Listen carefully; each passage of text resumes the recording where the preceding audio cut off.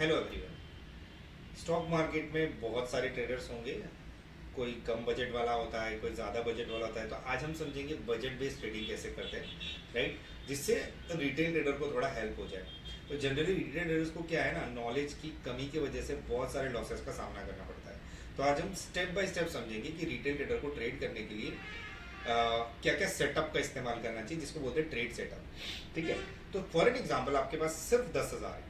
ठीक है, तो 10,000 में रिस्क एपेटाइट के साथ कैसे ट्रेड कर सकते हैं, उसके लिए क्या क्या डेटा देखना चाहिए, उसके ऊपर हम बात करेंगे।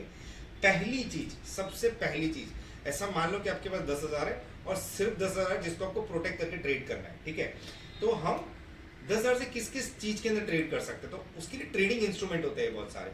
बैंक निफ्टी का ऑप्शन होता है, निफ्टी का ऑप्शन होता है, सेंसेक्स का ऑप्शन होता है, मिड कैप निफ्टी का ऑप्शन होता है। अभी ये ऑप्शन क्या है, एक होता है कैश मार्केट, ट्रेडिंग इंस्ट्रूमेंट की बात कर रहा हूं, एक होता है फ्यूचर मार्केट और एक होता है ऑप्शन मार्केट। ठीक है, तो कैश मार्केट में आपके पास 10,000 रुपए पड़े हैं, तो 10,000 के आपने शेयर लिए और 10,000 के शेयर बेच दिए। ना भी बेचा तो आप 10-12 साल या 10 दिन 20 दिन बाद भी आप बेच सकते हो। एक होता है फ्यूचर मार्केट। फ्यूचर मार्केट की एक्सपायरी डेट होती है। एक्सपायरी डेट मतलब आपको लॉट में ही बाय करना पड़ेगा और एक निश्चित एक्सपायरी जो मंथ के लास्ट थर्सडे में होती है वहां पे उसको आपको स्क्वायर अप करना पड़ेगा, बट उसके लिए मार्जिन बहुत ज्यादा चाहिए बॉस।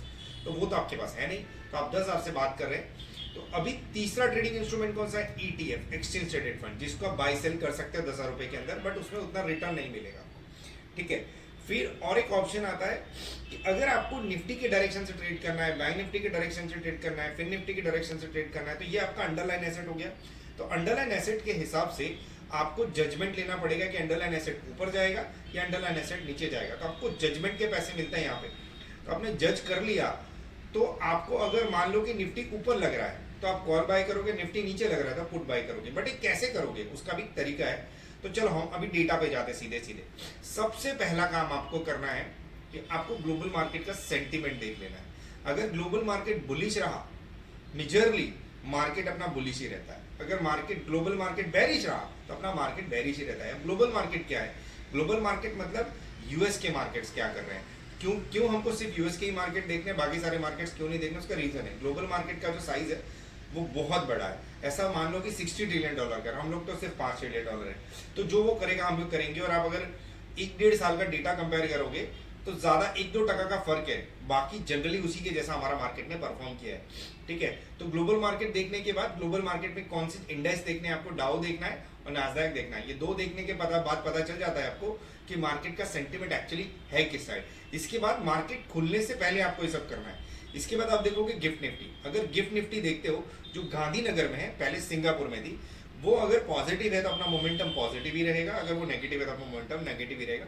मेजरली ऐसा होता है, 1-2 बार का परसेप्शन हम छोड़ सकते हैं। अभी यहां से आपका एक बियास बनता है। बियास मतलब एक धारणा, परसेप्शन कि मार्केट ऊपर रहेगा या मार्केट नीचे रहेगा। अभी अभी सारा सेटअप लिख दो एक एक करके। पहले जैसे मैंने बताया ग्लोबल मार्केट क्या कर रहा है, ठीक है, उसके बाद गिफ्ट निफ्टी क्या कर रही है वो आपने लिख दिया। तो दो चीज तो आपने मार्केट खुलने से पहले देख ली। अभी आप उसके बाद आते हो मार्केट खुलने के बाद क्या करना है। तो मार्केट खुलने के बाद इंडिया विक्स देखना। अभी इंडिया विक्स है क्या, इंडिया विक्स जनरली आपको बताता है कि सेंसेक्स के 30 कैलेंडर डेज के हिसाब से ओवरऑल मार्केट का सेंटीमेंट कैसा रहेगा। तो जनरली विक्स का कोरिलेशन निफ्टी के साथ नेगेटिव है। तो जब भी विक्स पॉजिटिव रहता है तो मार्केट नेगेटिव रहता है। मार्केट का मतलब याद रखना, मैं निफ्टी की बात कर रहा हूँ, मैं बार बार एलोबरेट नहीं करूंगा। तो निफ्टी नेगेटिव रहेगा, और अगर विक्स पॉजिटिव है तो मार्केट नेगेटिव रहेगा, और विक्स अगर नेगेटिव है तो मार्केट प्लस रहेगा। ये जनरली ऐसा होता है। ठीक है, और इसको आप ऐसा मान सकते हो कि विक्स के हिसाब से हमेशा काम होता है।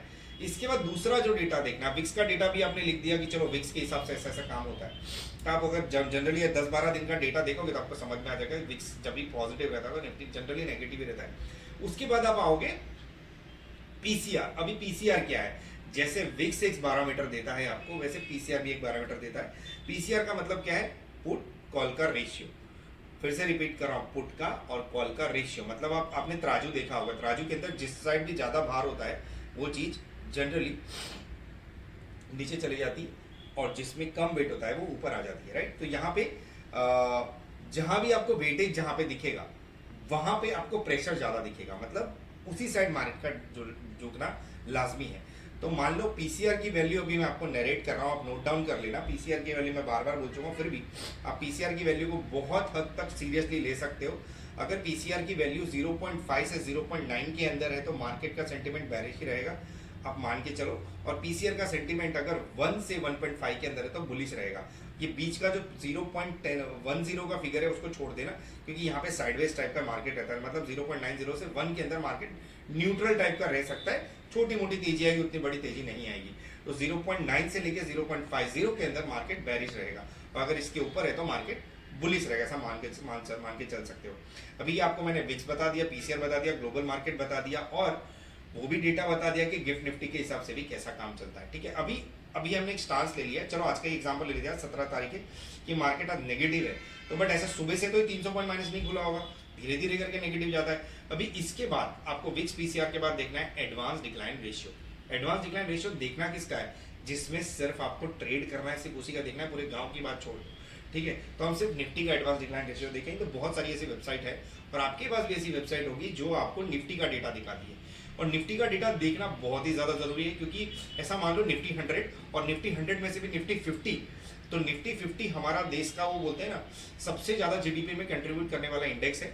तो सबसे ज्यादा एम्प्लॉयमेंट भी यहाँ से जनरेट होता है, तो हैवी वेटेज वाले स्टॉक्स भी इसके अंदर है। तो टॉप 10 स्टॉक्स क्या कर रहे हैं, खास ध्यान, तो उसका स्कोर वॉच लिस्ट बना दो।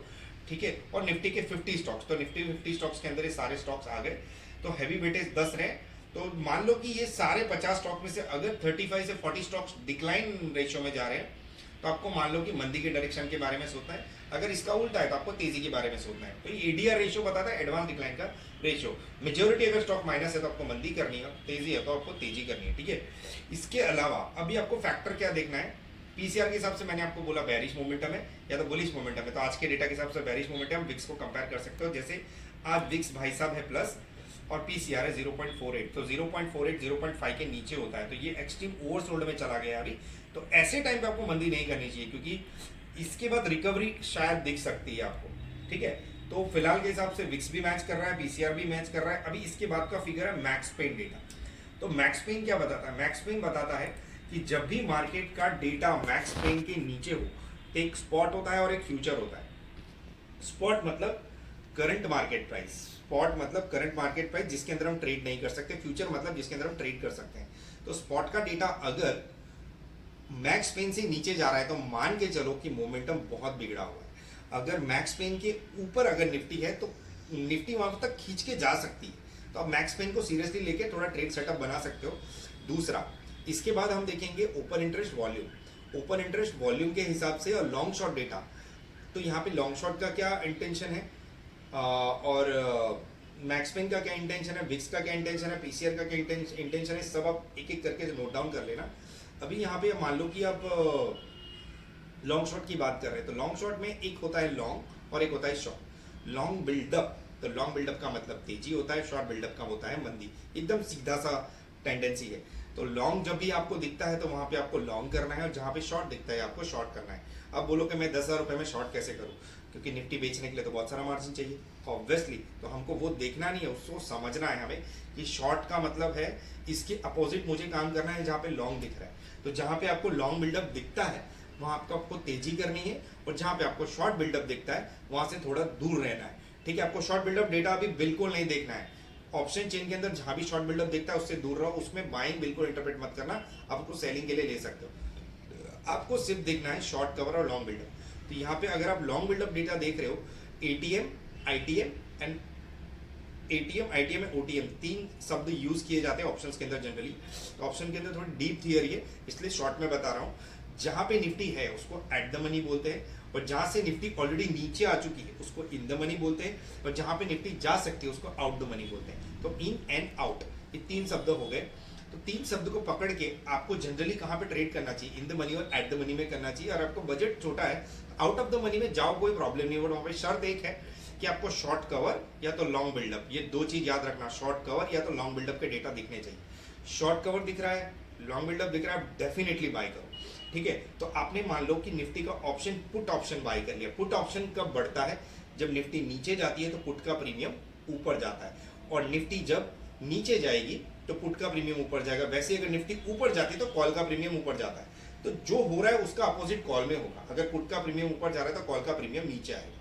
ठीक है, इसी तरीके से अगर आपको तेजी करनी है तो आप कॉल बाय करो, मार्केट ऊपर जाएगा, मार्केट का मतलब निफ्टी में पहले ही बता चुका हूँ, तो निफ्टी ऊपर आएगी। तो ओवरऑल मैंने डेटा देखा, अभी यहाँ पे निफ्टी का अगर आप प्रीमियम बाय करते हो, एग्जाम्पल के तौर पे इसका लॉट साइज है 25 का, मतलब मिनिमम 25 क्वांटिटी बाई करनी पड़ेगी, तो 1 रुपए के डिफरेंस में आपको 1 रुपया मिलेगा।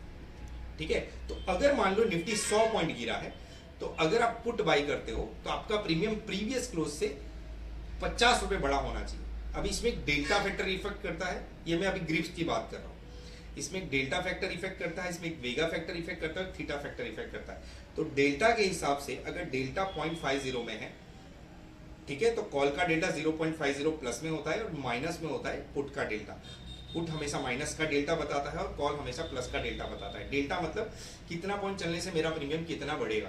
तो एग्जाम्पल के तौर पे आपने जब निफ्टी 100 पॉइंट माइनस थी, अपने पुट बाई किया और वहां पे भी और 100 पॉइंट मतलब 200 पॉइंट गिर गई है, तो 100 प्लस 100 तो 200, तो आपने अगर 100 रुपए का प्रीमियम बाई किया होगा, वो लगभग 50 रुपए बढ़ा होगा, तो 50 into 25 that should be your profit. तो 10 रुपए बढ़ने से 250 रुपए मिलते हैं आपको। तो अगर 50 रुपए बढ़ेंगे तो उसका मल्टीप्लाई करके आप आपका प्रॉफिट गिन सकते हो। तो ओवरऑल इस तरीके से आप ट्रेड करके निफ्टी ऑप्शन से पैसे बना सकते हो। एक छोटा सा सेटअप हो गया, ये सेटअप को यूज करो रेगुलरली। और हाँ, ये सेटअप देखने के बाद भी अगर आपको पैटर्न्स इंडिकेटर्स कुछ भी यूज कर रहे हैं, तो वो भी हम फॉर्मेशन अभी समझते हैं। इसमें एक लीडिंग इंडिकेटर होता है और एक लैगिंग इंडिकेटर होता है, जिसके बारे में मैं बहुत बार बता चुका हूं, मैं फिर भी बोलूंगा, आप आरएसआई को बहुत ही सीरियसली नोट पे लो। आरएसआई को यूज कर सकते हो, मैकडी को यूज कर सकते हो, वीवैप को यूज कर सकते हो, आप कितने लोग ईएमएफ को यूज करते हैं, आप ट्रेडिंग पैटर्न को यूज कर सकते हो। इसके अंदर आपको मास्टरी करनी पड़ेगी। तो कुछ कॉमन पैटर्न मैं आपको बता देता हूँ और कुछ कॉमन इंडिकेटर्स बता देता हूँ, जिसको देख के आप ट्रेड कर सकते हो।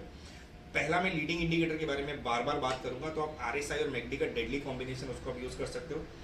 तो आरएसआई जब भी 60 के नीचे होता है वो बैरिश मोमेंटम में चला जाता है, और आरएसआई जब भी 40 के ऊपर होता है बुलिश टर्निंग बुलिश मोमेंटम में होता है।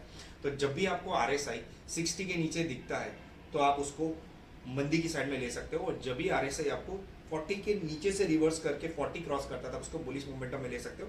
बट रेंज शिफ्ट कहाँ से होती है? 60 क्रॉस करने के बाद। तो जब तक 60 तक नहीं आता तब तक पकड़ के बैठ सकते हो। अगर 50 और 60 तक नहीं पहुंच रहा है तो आप उसमें से एग्जिट कर देना। ठीक है, ये आरएसआई का एक सिंपल सा लॉजिक है। तो आरएसआई जनरली ओवरबॉट और ओवरसोल्ड इंडिकेटर है जो आपको डेटा बताता है। इसके बाद हम मैकडी की बात करते हैं। मैकडी में पॉजिटिव डाइवर्जेंस और नेगेटिव डाइवर्जन होते हैं। तो मैकडी इंडिकेटर के बारे में मैं कहीं डिटेल आपको बता दूंगा, उसमें से आप देख सकते हो। उसके बाद आता है पैटर्न।